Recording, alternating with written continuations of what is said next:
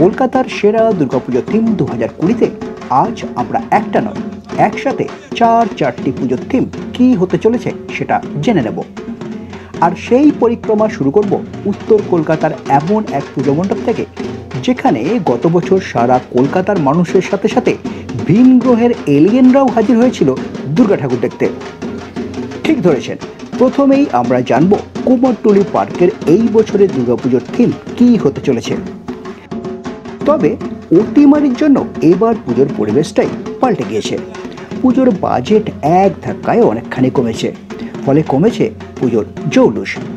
সেই সাথে সবার মুখে উঠেছে মাস্ক। কাছের চেনা মানুষও আজ মুখোশের আড়ালে অচেনা। আর এখান থেকেই উঠে এসেছে কুমোরটুলি পার্কের 2020 সালে দুর্গাপুজোর থিম চেনা অচেনা। সারা ভারতবর্ষের বিভিন্ন ধরনের মুখোশ এবার থিম হিসেবে উঠে আসবে কুমোরটুলি পার্কের পুজো মণ্ডপে। কুমোরটুলি পার্কের পর আহরিটোলা সার্বজনীন। বলা হয় যে আহরিটোলার পুজো না দেখলে উত্তর কলকাতার পুজো দেখা সম্পূর্ণ হয় না। গত বছর তাদের থিম ছিল ইউনেস্কো ওয়ার্ল্ড হেরিটেজ খ্যাত রানী কি ভাও। জলের অভাব মেটানোর জন্য আজ থেকে প্রায় 1000 বছর আগে বানানো হয়েছিল গভীর এক কুয়ো, যেখানে ধাপে ধাপে সিঁড়ি বেয়ে নিচে নেমে জল তোলার ব্যবস্থা ছিল। গুজরাটের এই বিখ্যাত ঐতিহ্যকে নিখুঁতভাবে ফুটিয়ে তোলা হয়েছিল এই মণ্ডপে। কিন্তু এবছর অতিমারি আবহে শুকিয়ে গেছে পুজোর বাজেট, দেখা নেই স্পন্সরের। তাই তেমনভাবে কোনো থিম পুজো এবার হচ্ছে না আহরিটোলা সার্বজনীনের পুজো মণ্ডপে। তবুও থিমের এই জামানায় থিম তো একটা করতেই হয়। আর এবারের আহরিটোলা সার্বজনীনের সেই থিম হলো দেবাঙ্গন বা দেবতার উঠোন। পূজা মণ্ডপ জুড়ে থাকবে এক মন্দির এবং তার সংলগ্ন প্রাঙ্গণ। মন্দিরে অধিষ্ঠান করবেন স্বয়ং মা দুর্গা। এরপর আমরা চলে আসবো দমদম পার্ক তরুণ দল। গত বছর দমদম পার্ক তরুণ দলের থিম ছিল বৃহন্নলাদের কেন্দ্র করে। সমাজে তাদের অবস্থান, তাদের দুঃখ, কষ্ট, বেদনা, আশা, আকাঙ্ক্ষা এবং স্বপ্ন পূরণের বাসনা এইসবই ফুটিয়ে তোলা হয়েছিল এই মণ্ডপে। কিন্তু এবারে অতিমারি আবহে দমদম পার্ক তরুণ দল একসাথে দুটো পুজো করবে।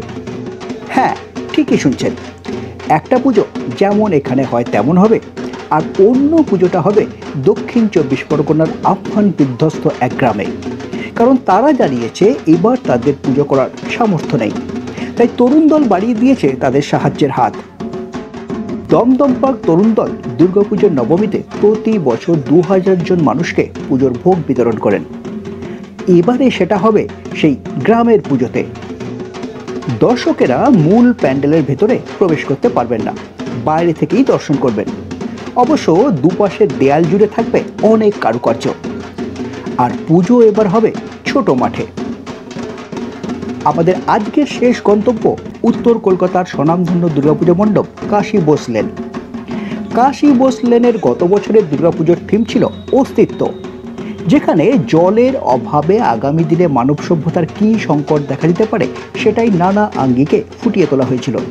আর তখনও পুজো উদ্যোক্তারা কল্পনাও করতে পারেননি যে বছর ঘুরতে না ঘুরতেই মানব সভ্যতা সত্যি এমন এক ভয়াবহ সংকটের মুখে পড়তে চলেছে। যেই সংকটের মুখে এই বছরের দুর্গাপুজোর অস্তিত্বই বিপন্ন হতে চলেছিল। ঘট পুজোর মাধ্যমে কোনো মতে এই বছরের দুর্গাপুজোর অস্তিত্ব বজায় রাখা, এটাই এবার থিম হিসেবে উঠে এসেছে কাশী বোস লেনের দুর্গাপুজোর মণ্ডপে। 25 ফুটে প্রকাণ্ড এক ঘট এবার এখানকার প্রধান আকর্ষণ। আজ তাহলে এই পর্যন্তই। আমরা জেনে নিলাম এবছর দুর্গাপুজোয় কলকাতার কয়েকটা বিখ্যাত পুজো মণ্ডপের থিম কী হতে চলেছে। কিন্তু সেই থিমের কাজ কত দূর এগোলো সেটা জানার জন্য দেখতে থাকুন আমাদের পরের পর্ব। সেই পর্বে আমরা দেখাবো এই থিমের কাজ কত দূর এগোলো।